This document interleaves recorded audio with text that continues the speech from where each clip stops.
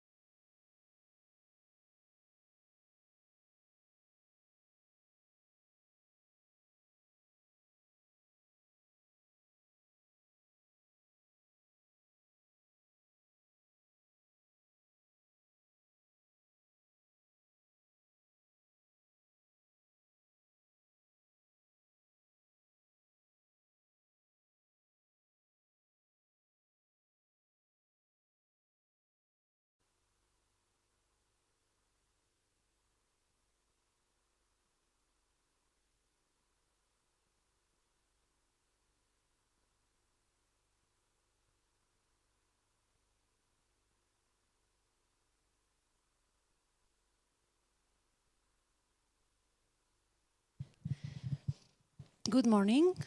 Sorry for this delay in starting, but we had some technical issues. I was going to ask you if you enjoyed the dinner yesterday, but this is a rhetorical question because it was impossible not to enjoy. But we are going to start, and we are going to start talking about SMEs. And I wanted to start, you know that at the OECD, we like to convince people, and we try to convince people using information, using data. So I gathered some data, and what I learned is that SMEs dominate economic structure in many countries, and 90% of the businesses worldwide are SMEs. This is something strong. I can tell you also that 60% of employment worldwide is connected with SMEs. So again, this is something really strong.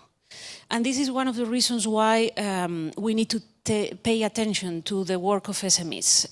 In many countries, in many economies, half of the GDP is based on the work of SMEs. So these are things that we need to consider when we are thinking of the work of SMEs.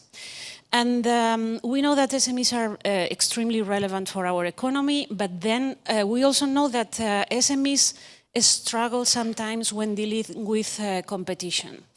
Why do they struggle?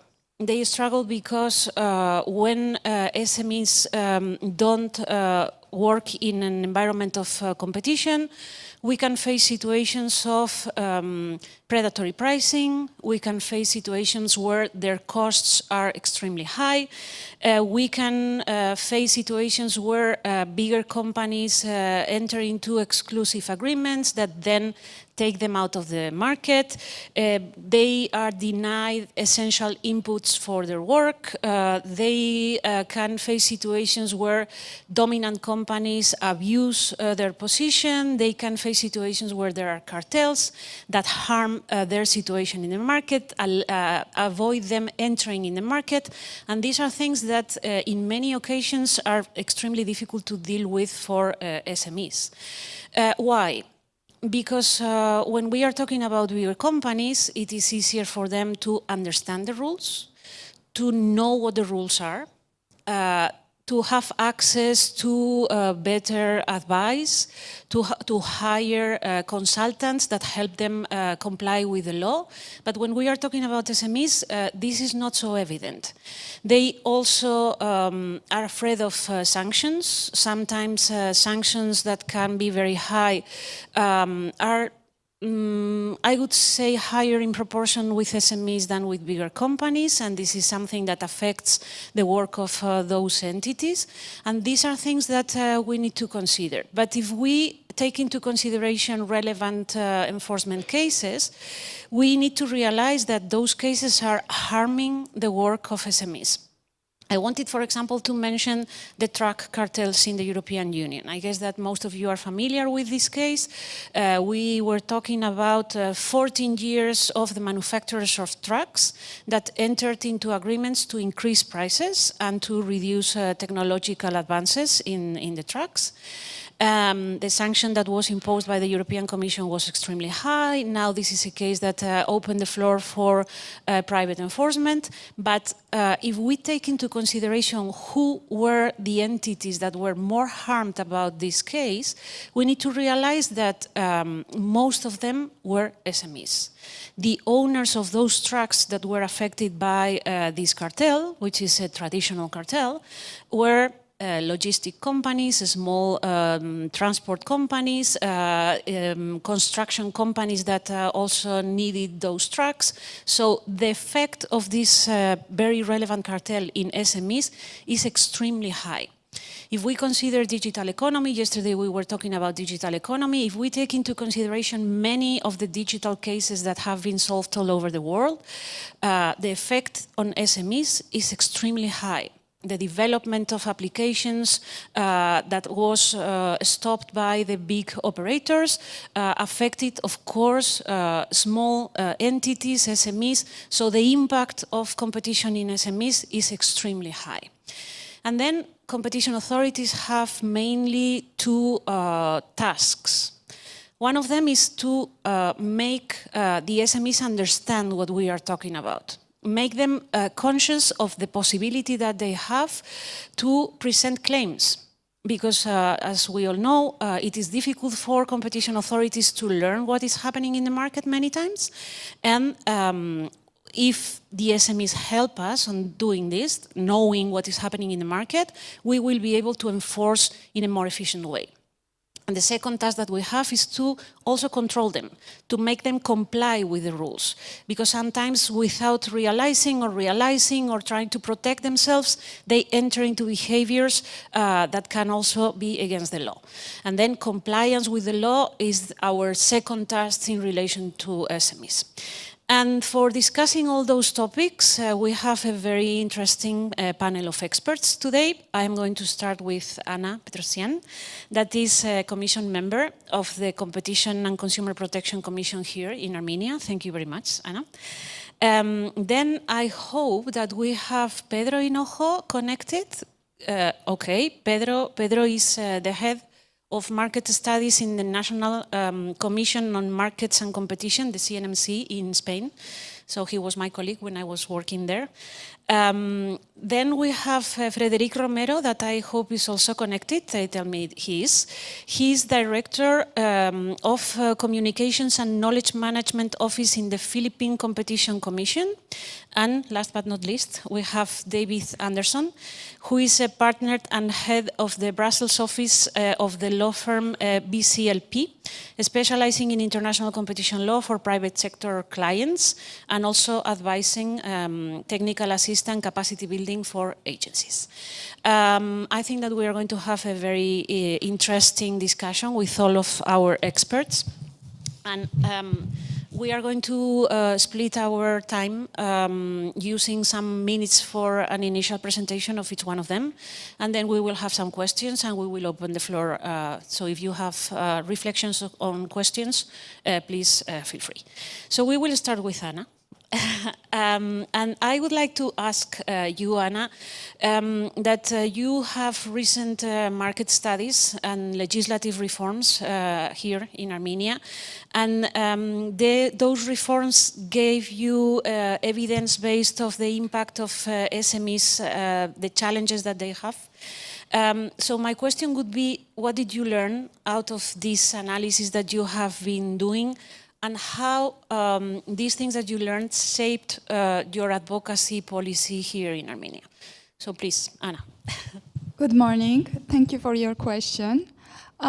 Before starting answering the question, first of all, I would like to emphasize that developing effective advocacy for SMEs requires strategic and targeted approach.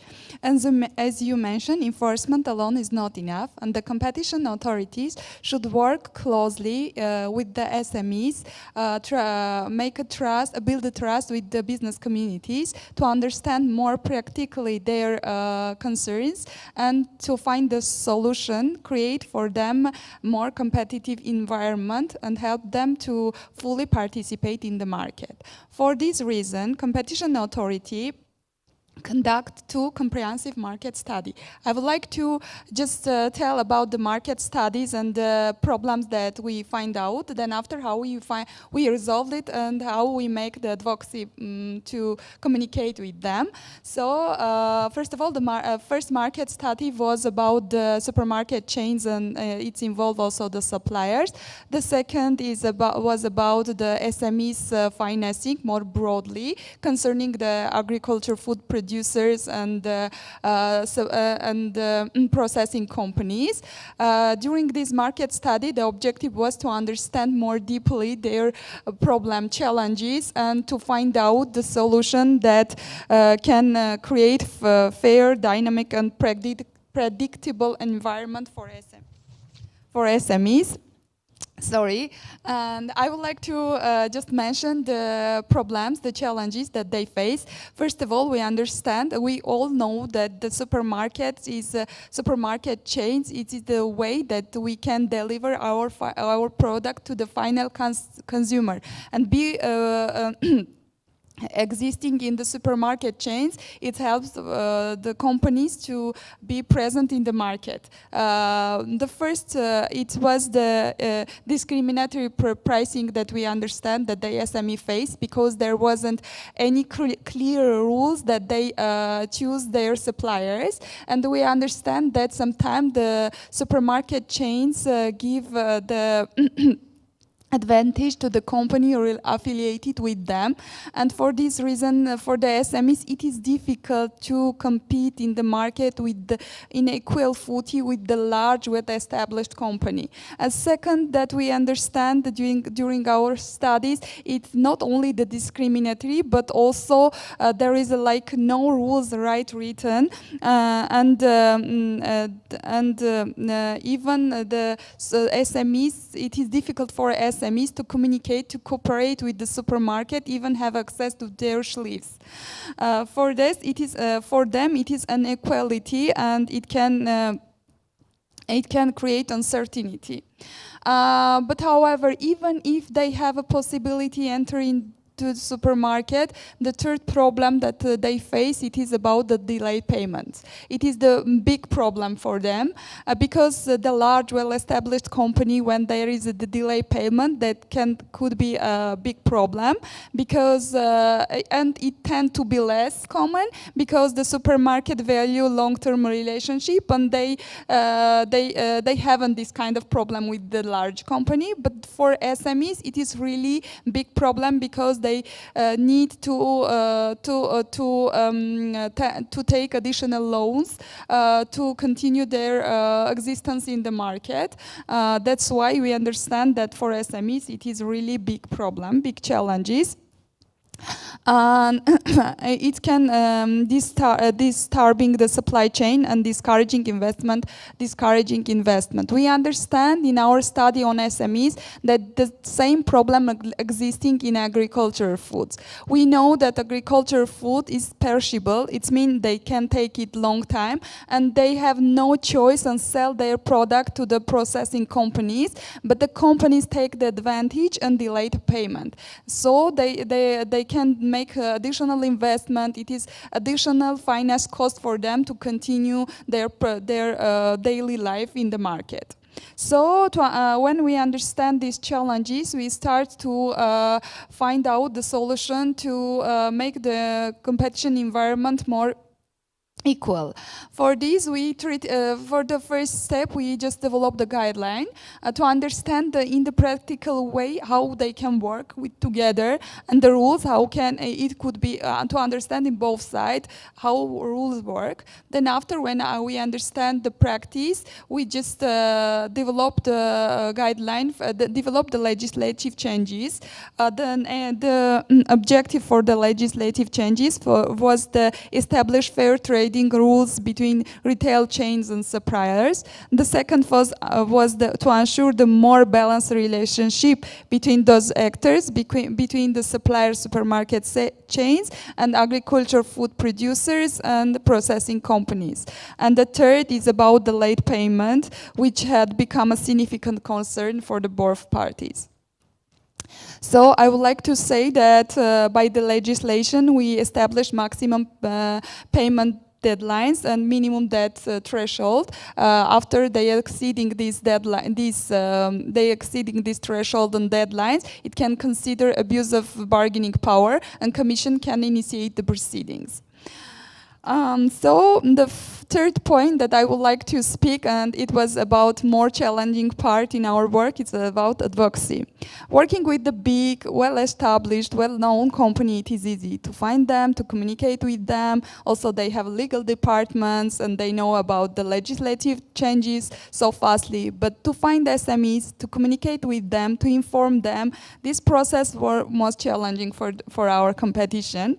And we just behind the traditional media. We just use different channels to find out them and to communicate with them. The first was the business communities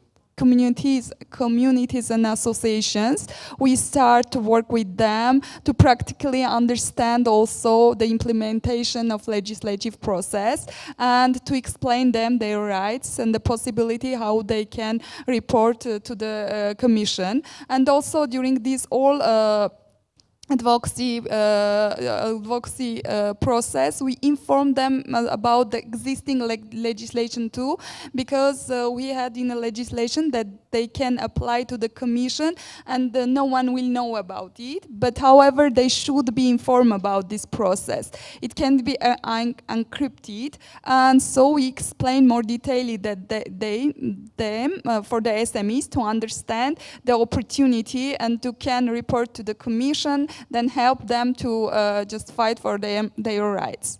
And second, it was outreach to regional administration, local self-government bodies, including regional governors and municipalities. They helped us they communicate with the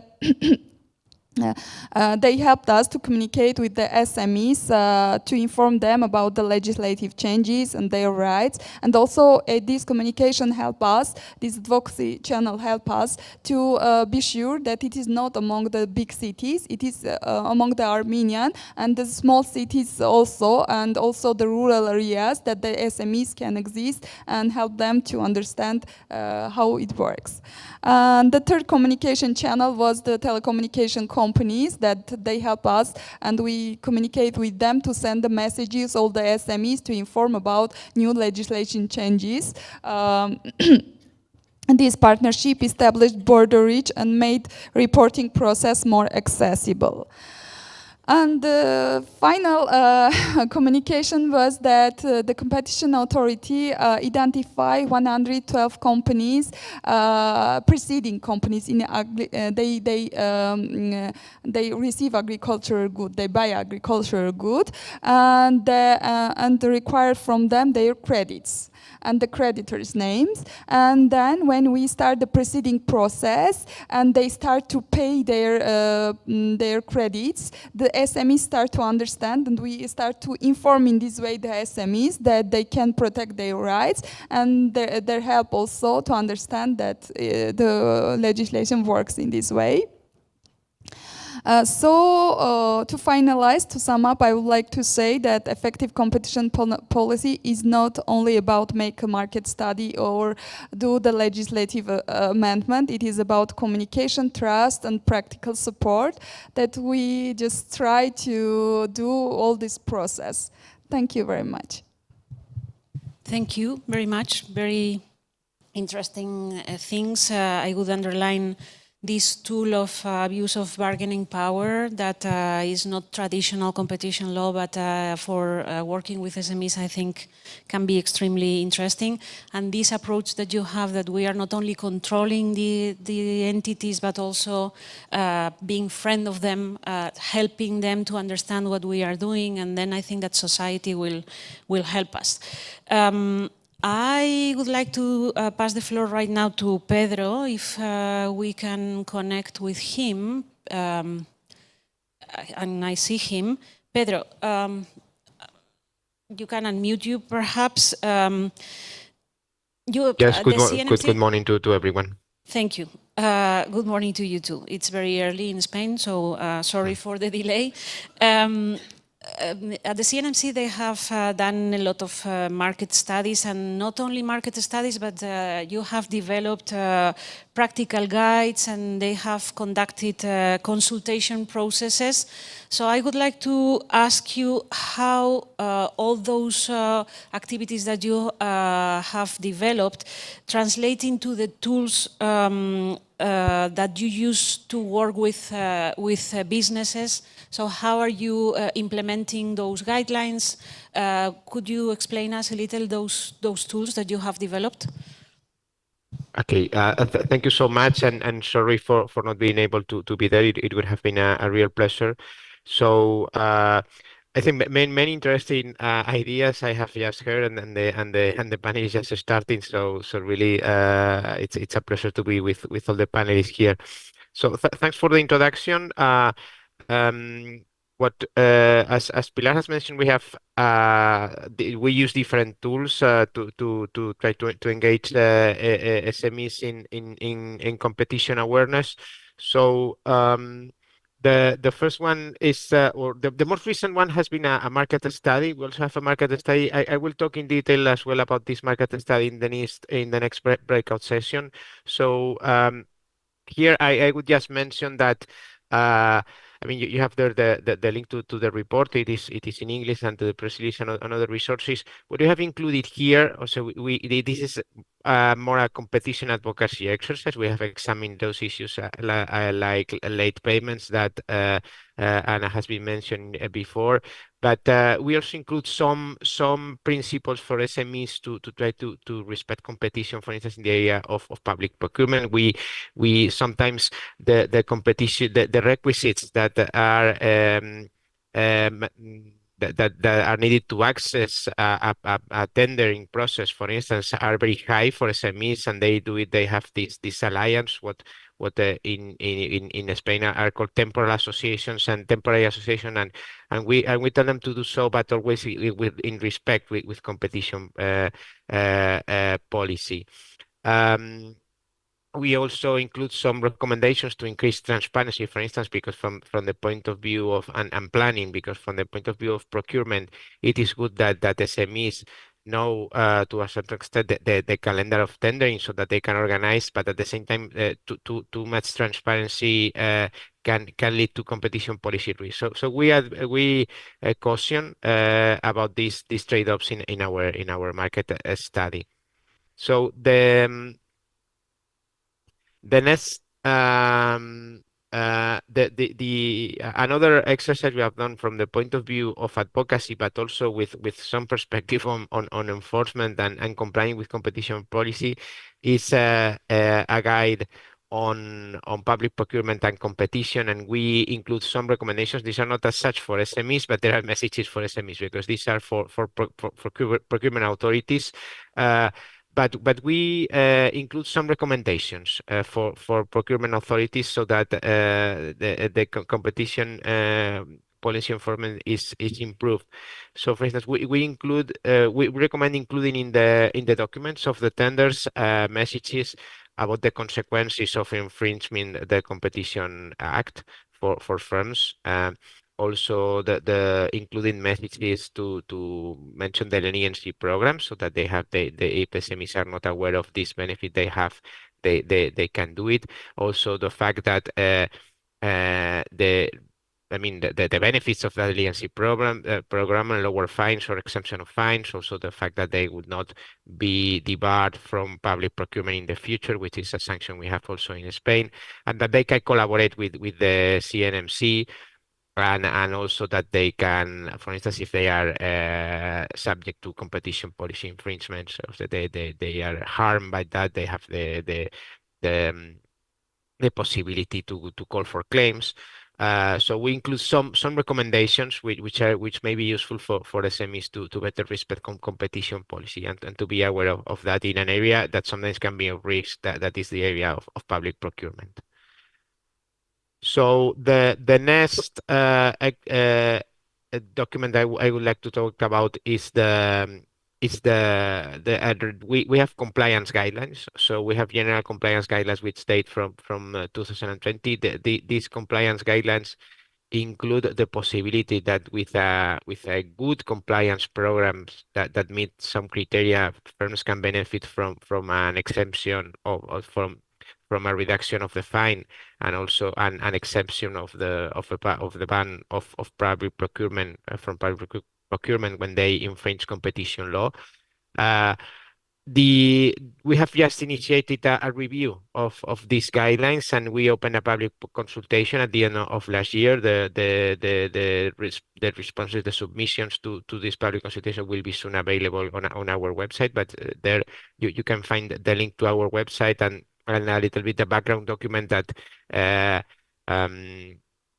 that talks about the rationale for review. And one of I mean, in the original guideline, it was already told that it was already stated that SMEs have less resources for legal teams and legal advice, and that when we talk about a satisfactory compliant program, which can be compliance program, which can benefit from these exemptions of the fine or reductions of the fine, or in this case, exception of the public department of the public procurement department, or the reduction of the fine. It has to be case by case. So the standard is not, it is perhaps not the same for a big firm in comparison with SMEs. But still, we recommend SMEs to improve compliance. And one of the motivation for the review is actually to seek an improvement of the guide in this respect. How can we ensure that the guidelines adapt better to SMEs?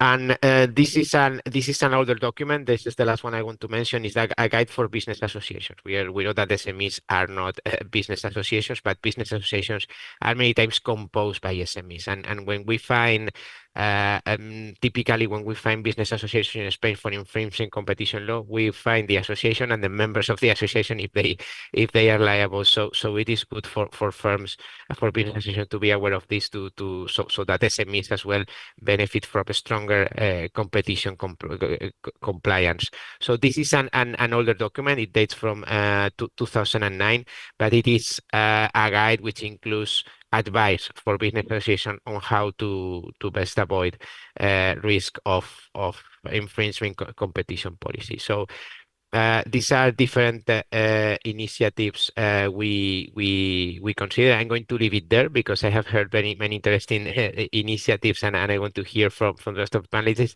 I'm happy to take questions, not only the debate, but also I leave you there my email. Sorry for not being there, but do not hesitate to write if you want more details on these initiatives, and also on the debate. Happy to take questions or to broaden a little bit the information about these initiatives. Thank you so much. Thank you very much, Pedro. Many interesting things again. I think that the possibilities that the SMEs have are extremely relevant, and also the risks, because in this guide for associations, we underline the problems that the SMEs can have if they enter into agreements through the association. So I think that this is extremely relevant, and the guidelines for tenders in public procurement are extremely also interesting, because the possibility of presenting joint offers is something that opens the market for SMEs, because they can go together, a group of SMEs can present offers together, they can make joint offers with bigger firms that are specialized in certain aspects. So I think that this is extremely relevant, but they need to be aware of the risks that also these possibilities open. And these are very well underlined in these guidelines that Pedro was mentioning. Now, I would like to pass the floor to Frederic. Frederic, are you with us? I think so. Let me check if we can see you. And Frederic is going to talk about the work in the Philippines. He's not connected? Yes, he is. So in the Philippines, they have institutionalized advocacy through networks and through academies. And I would like to ask Frederic if he could walk us through how the agency has created these networks, how they have created your compliance toolkit and this competition academy that you have created. So Frederic, could you take the floor and explain us these activities in the Philippines? Okay, can you hear me clearly? Thank you. Yes, we can, Pilar? and we can see your slides. Thank you. Okay, thank you so much, and hello to our two panelists attending on site in Yerevan. So for my presentation, I'll discuss the Philippines' new advocacy initiatives on competition law and policy. In the Philippines, basically we have one advocacy goal, that is to become a fair competition conscious society. Means that we want to make sure that all of our relevant stakeholders are well aware about the benefits of complying and, in essence, the totality of competition law and policy in the Philippines. And those stakeholders includes our small and medium-sized enterprises. So that's our advocacy goal. In essence, this is our advocacy initiative. As mentioned, our focus is to achieve a fair, competition conscious society, making sure that everyone uh, would know about competition law and the benefits connected to it. Our binding principle is to become one of the leading competition authorities in terms of advocacy, training, and knowledge managed on competition law and policy. So that's our binding principle. And to support our vision and this binding principle, we provide advanced public awareness, build stakeholders' capacity, generate knowledge on competition law and economics through strategic advocacy, high quality training, and evidence-based research. So to further support those call to action, um, we need to be able to conduct various programs and initiatives that's within the advocacy, training, and knowledge management of the Philippine Competition Commission or the PCC. So our strategic focus are on advocacy, training, and knowledge management because our core capabilities are providing basic and advocacy seminars, advanced and specialized training, professional programs, knowledge management programs, uh, and some research enabling activities as well as publications of research and studies. So that's basically this is the universe of our advocacy initiatives. Same with the other, I assume that we also share the same target audience with the other competition authorities attending this ICN advocacy conference. Our target audience would be the general public, making sure that we can enhance the public's perception of our agency and showcase our mandate and function so that they can appreciate the beauty of having a fair and free market. Also, our target audience includes the enterprises, including the small and medium enterprises. We hope that we can guide businesses in complying with competition laws so that we can ensure fair market practices. Professionals as well and the youth are one of our target audiences because we have to make sure that these highly technical professionals are equipped. They are competent and confident in terms of their knowledge on competition law and economics so that they can assist those stakeholders who might need their assistance in the future. The youth, yes, they're also part of our target audience because they're the next in line. We have to build a foundation for our future professionals and the next champions of fair market. So we also have programs and initiatives for the youth. Academic institutions are also part of our target audience, making sure that we can maximize our partnership with these universities and colleges so that they can amplify uh, by engaging students and faculty members and their academic networks in terms of championing fair market and competitive markets. Last but not the least is the sectoral groups, the industry sectors, so that we can strengthen our advocacy by addressing their specific needs, their specific challenges, so that we can revise, we can improve our policies, laws, and guidelines related to competition law. As mentioned by um, Pilar, I will be discussing three new advocacies of the Philippine Competition Commission. So we have first the PCC's Competition Local Advocacy Network, or the CLAN. The CLAN, established in 2024, it promotes awareness of competition law and policy at the regional level. So you may know, if you haven't been to the Philippines, we are uh, an archipelago. We are our countries consist of different islands, different regions. So we want to promote competition law and policy at the regional level through partnership with local institutions, specifically universities and state universities and colleges. So in a way, we are training these academicians, these professors, so that when we conduct training programs in those regions, we already have a roster of competent and confident competition experts that can discuss knowledge related to competition law and policy.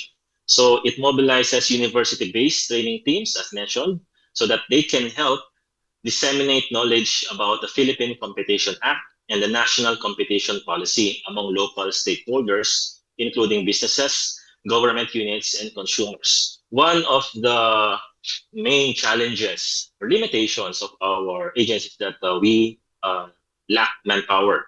So by making sure that we have external experts that can assist us on our advocacy initiative, it makes it easier for us to conduct our advocacy initiatives. Right now, we've partnered with 10 universities all over the Philippines, and we plan to increase this in the years to come. So that's our CLAN, Competition Local Advocacy Network. Here are some examples of our training programs or PCC's CLAN in action. The last 2 years, we've visited a lot of provinces, cities across the Philippines and conduct orientation programs on national competition policy and Philippine Competition Act. We also did some forums and multi-sectoral events so that we can also disseminate knowledge on competition law and policy. So that's our CLAN project. We've also established and launched the PCC's Competition Compliance Program, CCP Toolkit. It was launched just last year. The Competition Compliance Program Toolkit is a practical guide designed to help businesses comply with the country's competition law and avoid anti-competitive fraud. So basically, it's a toolkit. I'm not sure if you can see it, but this is a handbook. Okay, I'm not sure if you can see it, but we've published it, and it helps businesses, SMEs, to identify competition risk and establish internal compliance system that support fair market practices. Because for us, it's you can do the trainings all day, but it's also important for them to apply the knowledge that they receive from us. So that's why we also provide them this competition compliance program toolkit. This toolkit has three main parts. So the first is the introduction to the fundamentals and benefits of competition. Second is the step-by-step guide for developing and implementing an internal competition compliance program. And last is the sample compliance program that firms can adapt to their own operation. So this is our handbook, a toolkit to guide our SME. And last but not the least, the Philippine Competition Commission recently established the Competition Academy just last October 2025. The Competition Academy will further strengthen the country's competition policy framework to specialize capacity building and continuous professional development of our internal and external stakeholders. Since it's also an academy, it will also serve as the agency's centers for research enabling activities such as research conferences, journal publications, and so on, so that we can support evidence-based decisions that enhance the effectiveness of competition regulations in the Philippines. I'll just share to the audience who are attending in Yerevan and online that this is the Competition Academy universe in terms of competency building activities, research enabling initiatives, and supplementary programs. For competency building activities, we plan to launch or conduct the first summer school on competition in the Southeast Asian nation, the Philippine Summer School on Competition. We will also provide or conduct master classes on competition. The Philippines also has right now a learning management system, which is the PCC's e-class, wherein you can be trained on demand, synchronous and asynchronous on competition law and policy. We will also establish our network for youth, which is the UCAN, the Young Competition Advocates Network, as well as other programs for our students, our internship program, and our Career Expo on competition. For research enabling initiatives, we will soon launch our CLEAR Conference, Competition, Law, and Economics Annual Research Conference, as well as in the future, we plan to have to establish and publish the Philippine Competition Law and Economics Journal and other supplementary programs so that we can increase the appreciation of competition law across all of our stakeholders, including small, medium enterprises. So yeah, I think that's it for my presentation. Thank you, everyone. That's my email address and mobile number if you want to connect after the conference. Thank you, Pilar. Thank you so much, Frederick. So many interesting ideas. I would underline mainly two. The first one, working with young people, which is always a good idea because it will be the future of competition. When society do not understand what is competition about, they don't understand how we are helping them. So when young people understand why competition is relevant for society, they can help us in our work very much. And second, the connection with academy that I think helps in many things because they can help us understanding complex works, they can help us convincing the courts because usually there's a link between academy and the judiciary, and this is something that we are also very worried about. So I would underline many of the activities that you had. Thank you very much. And now I'm going to give the floor to Dave. Because you have worked extensively in dynamic advocacy, you are talking about positive messaging of competition with businesses. So I would like to ask you, what do you think that really resonates in businesses? You have the other perspective. Most of us come from agencies and you come from private practice. So it would be interesting for us to listen to your approach coming from the business and understanding better what you think is more relevant for us. So please, thanks.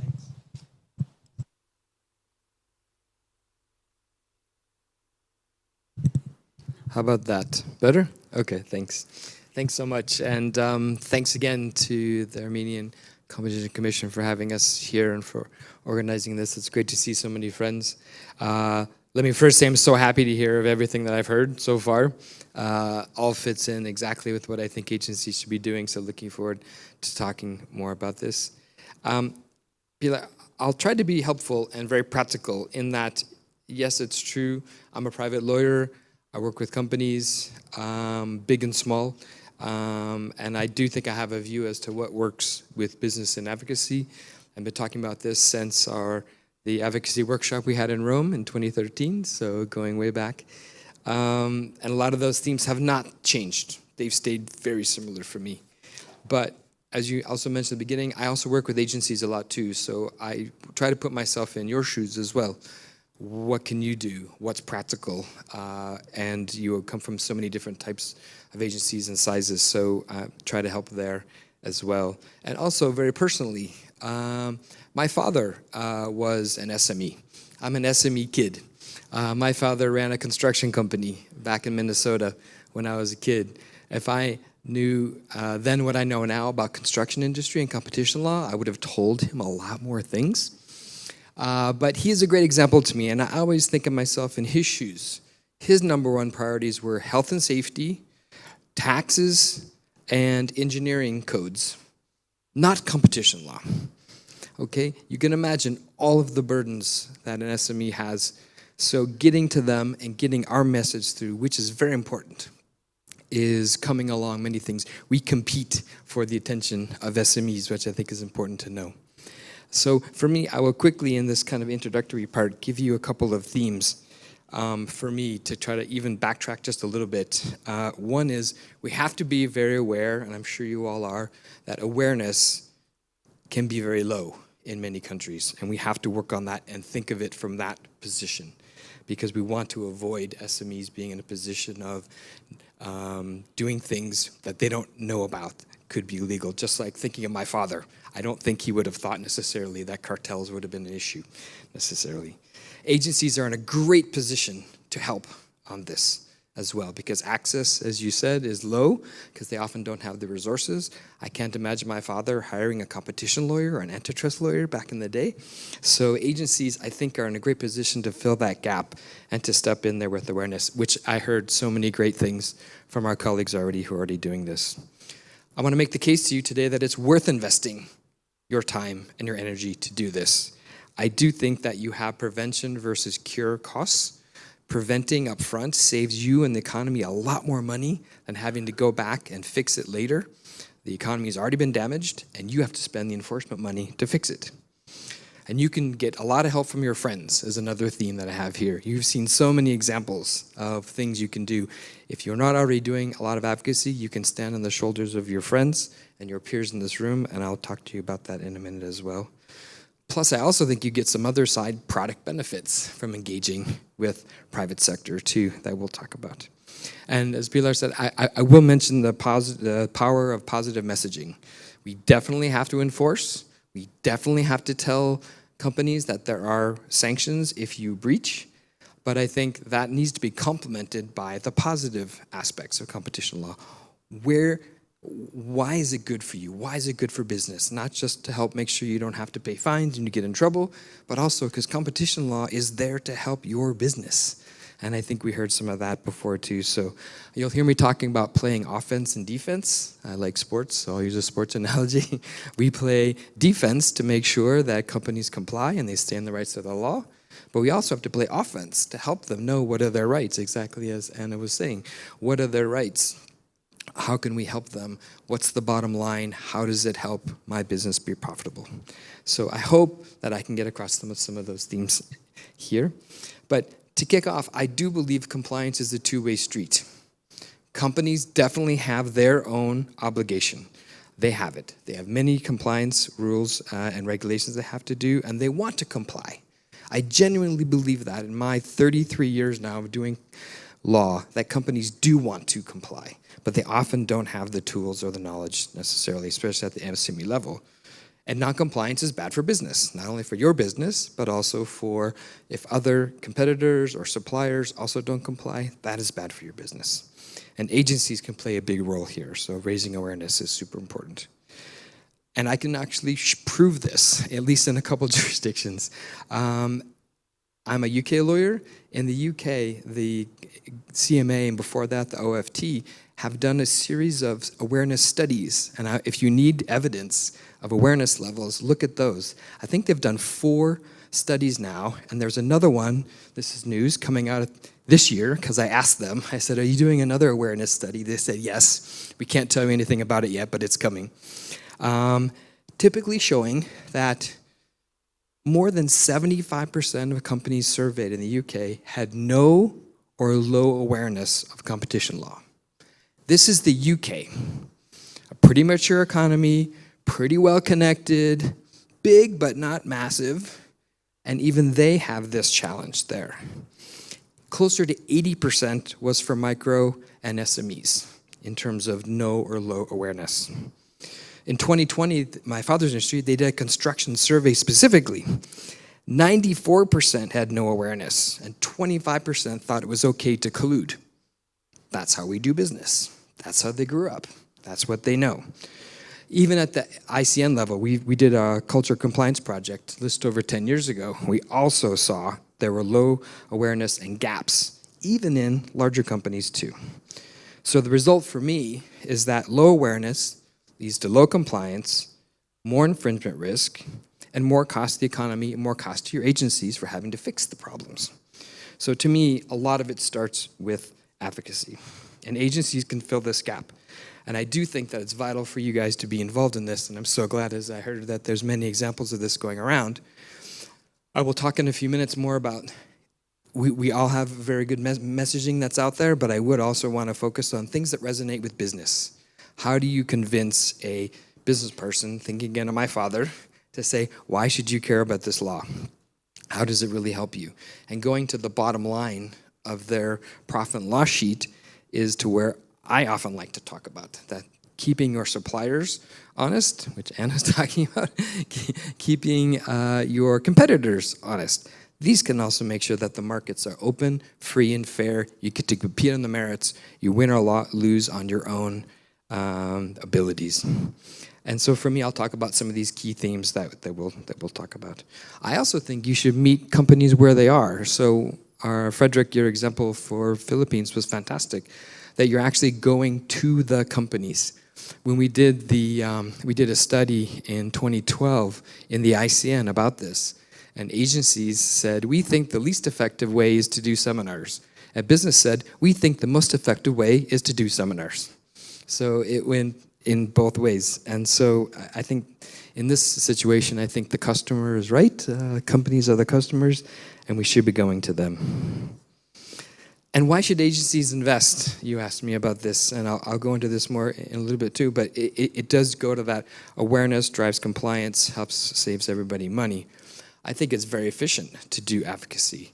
It is not it's labor intensive, but I don't think it's a big cost compared to the cost of you having to get involved in a massive enforcement case, especially when you think about how much time it takes and the damage to the economy while the cartel is going trucks, which I was a plaintiff, lasted so long.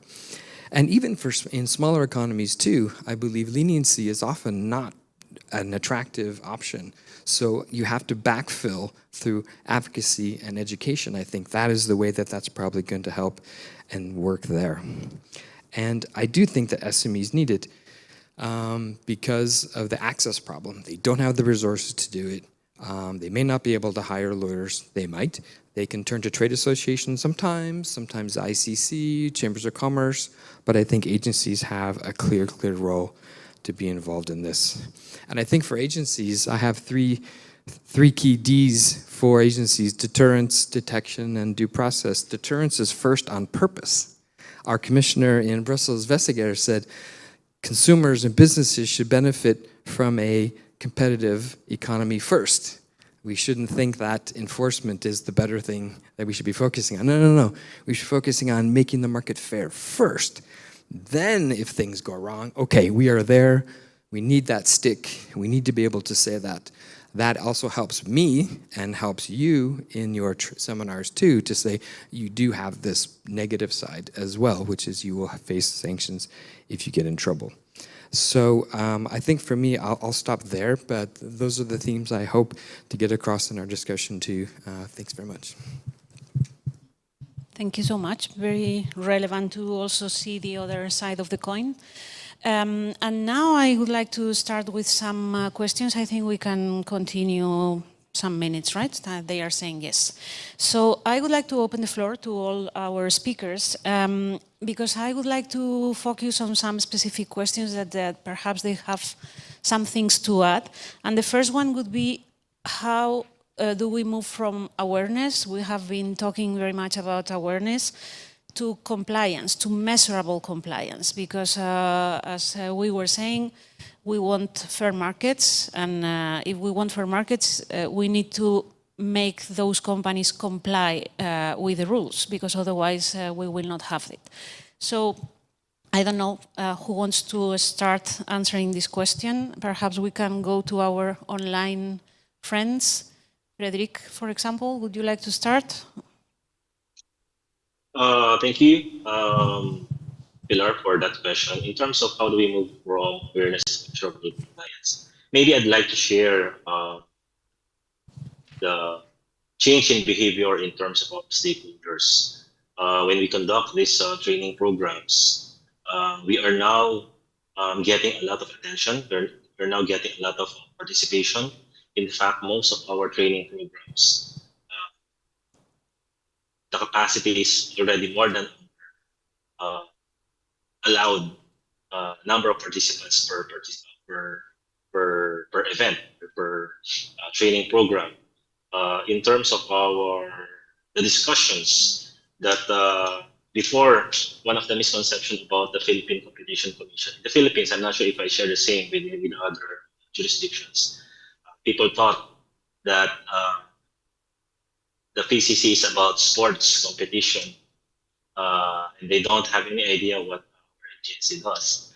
So, but right now, when I attend the training programs, people are now asking questions really relevant to anti-competitive agreements, abuse of dominance, and so on. So we can see that more and more individuals are now being aware about competition law and economics. Maybe in terms of measurable compliance in the Philippines agency, we have targets in terms of percentage of businesses that we have to provide training programs. We have a number of individuals that we need to capacitate. So we hope that in the future, uh, this uh, participants, SMEs can create their own compliance program. As mentioned, we have a compliance program toolkit that they can use so that they can now apply the trainings that we've done for them. Moving forward, also that we hope that in the future our legislation can amend the Philippine Competition Act because we hope that we need to make sure that each business would have a specialized or a specific compliance officer that will handle these activities so that they will not do anti-competitive activities, and they will also report anti-competitive activities related to their respective business activities. Thank you very much. Something to add here? Anna, please. Yes, it is difficult, however, to measure the advocacy, how it works effectively or not. But in our case, we can say that we understand that it works really effectively because before the legislation entered into the force, the companies start to pay their outstanding debts. After the legislation, we are starting to initiate the process.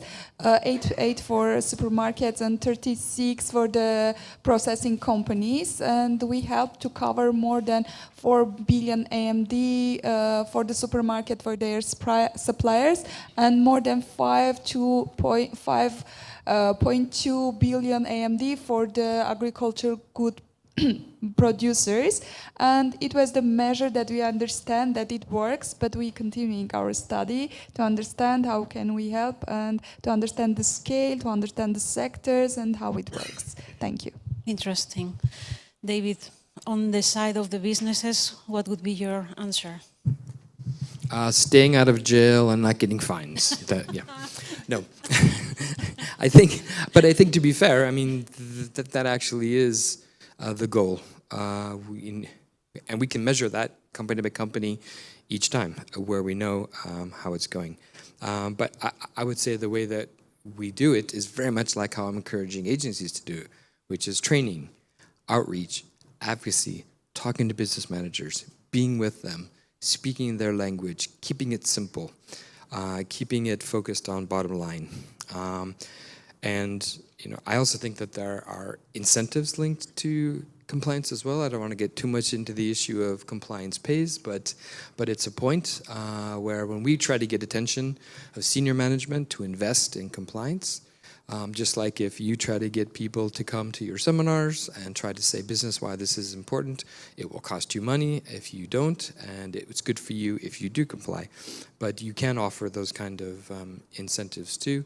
If you do get in trouble, maybe if you had a compliance program but it just didn't work perfectly, we give you some credit for it.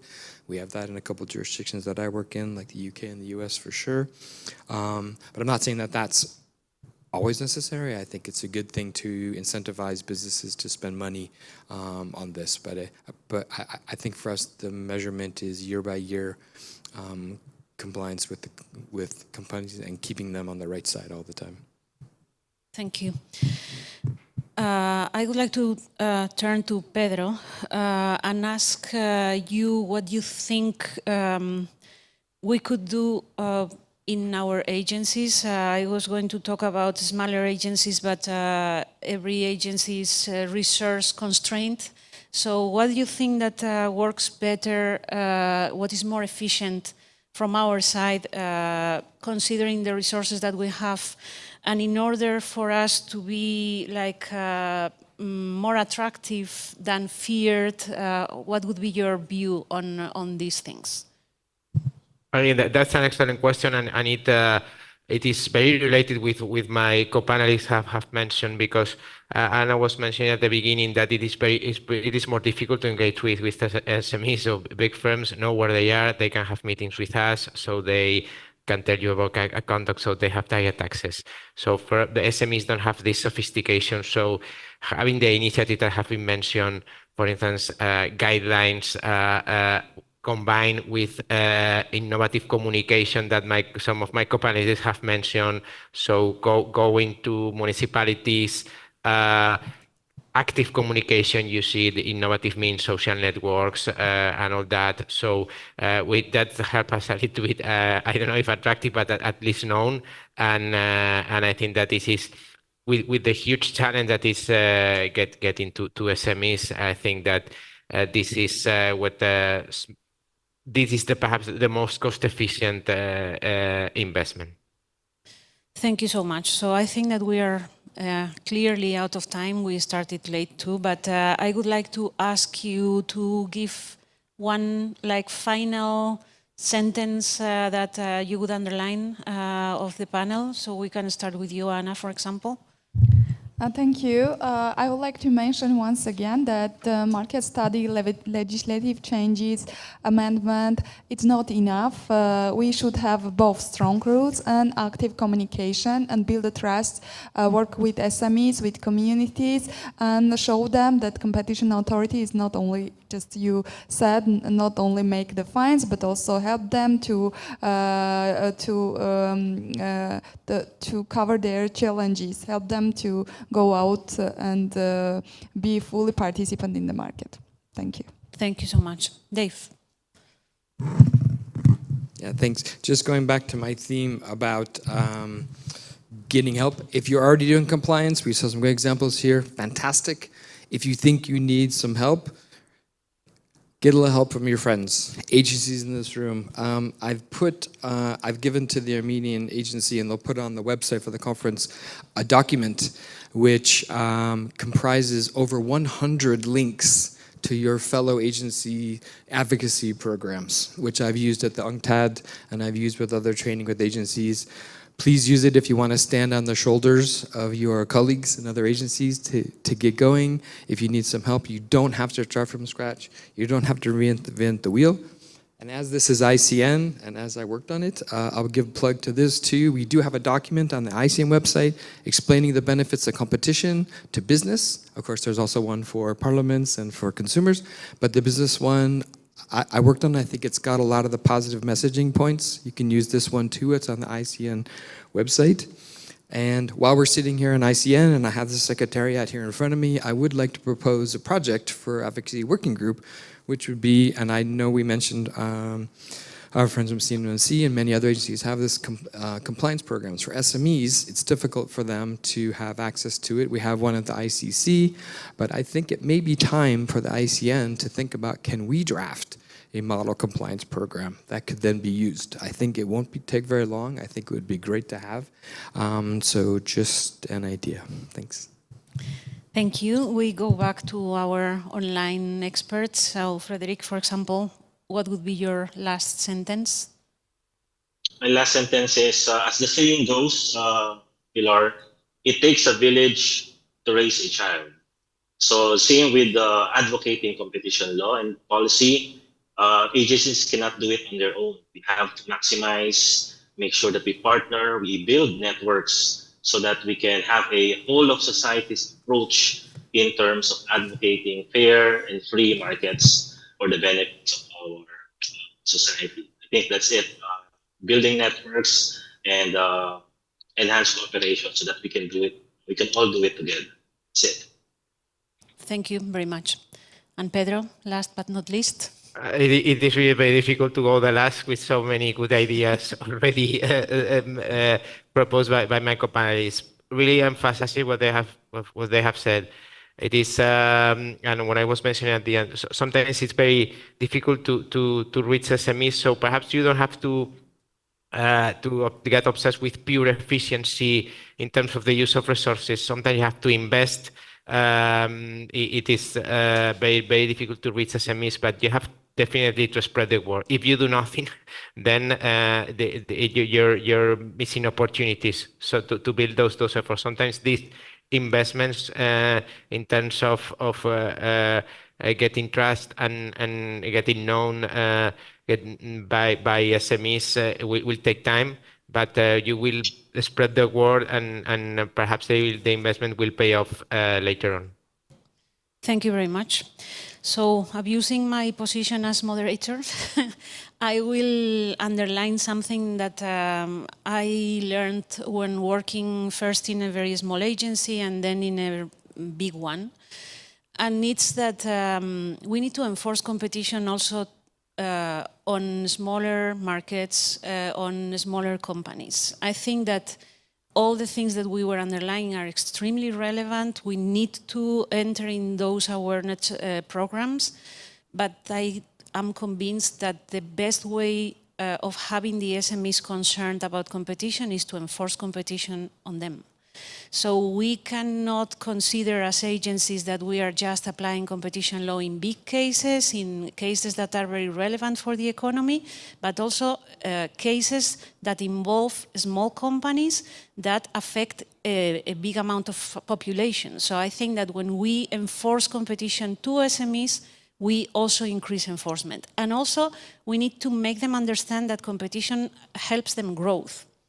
And I think that this is something very relevant. We don't want an economy full of very small companies. We want also companies to grow. We are protecting public interest, and I think that one of our aims is also to make these companies understand that competition will help them in this procedure of growing. So I thank very much my co-panelists, and I think that we are ready for a coffee. No? Thank you very much. Thank you so much.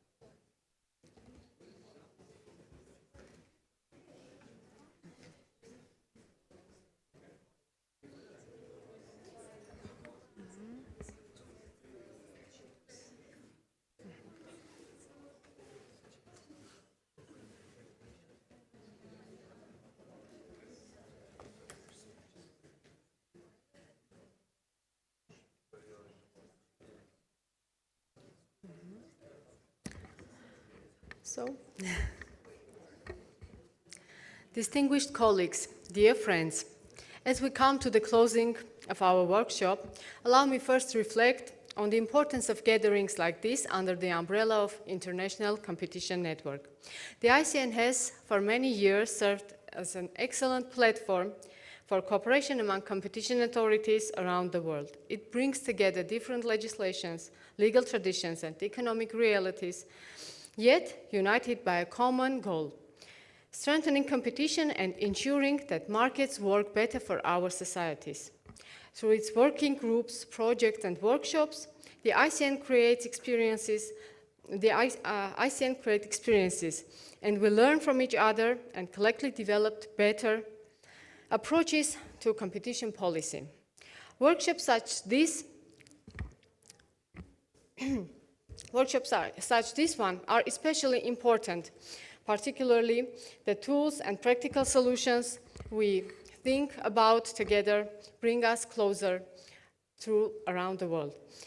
At the heart of our discussions during these 2 days has been the theme of advocacy as one of the most powerful instruments for competition policy. While enforcement remains essential, advocacy allows us to shape a broader environment in which markets operate. Through advocacy, we communicate the value of competition, we engage with the governments and regulators, we build awareness among businesses and consumers, and we encourage policies to foster competition and competitive markets. Over the course of these discussions, we explore a wide range of issues that are highly relevant for competition authorities today. We discussed how advocacy can remain effective in rapidly changing and increasing complex markets. We reflected on the importance of building a strong competition culture within government and public institutions. We examined ways how to communicate the benefits of competition more clearly to businesses and to the general public. And we also looked at how innovation, digital tools, and new economic developments are shaping the context in which competition authorities operate. As we conclude the workshop, one message stands out very clearly. There is still a lot of work to do, and the tasks before us are quite complex. But there is also a reassuring lesson in the work of ICN. None of us is facing these challenges alone, and tackling them together will always be easier than trying to address them separately. Let me therefore express our sincere gratitude to all of our speakers, both joining us in person and virtually, to all of our moderators, organizers, and everyone whose dedicated and hard work made this wonderful workshop possible. We hope that these discussions we had will continue behind the room, inspiring new ideas, new collaborations, and new advocacy efforts around the world. Thank you once again for being here with us in Armenia, and we look forward to continuing this work together. Thank you.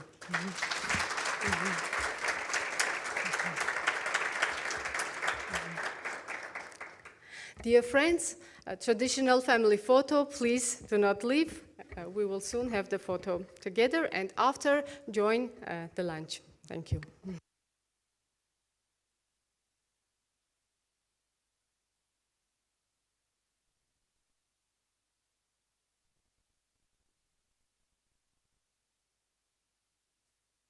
Hello, everyone. Also, I would like to speak on behalf of Advocacy Working Group co-chairs. So we are co-chairs together with Singapore, Japan, and Egypt, who couldn't be here, but we would like to thank you so much for hosting us here. And as you mentioned, cooperation now is very important, and I think this workshop shows that, and we can leverage from each other's experience and learn from each other. So I think it was very insightful, and thank you for that.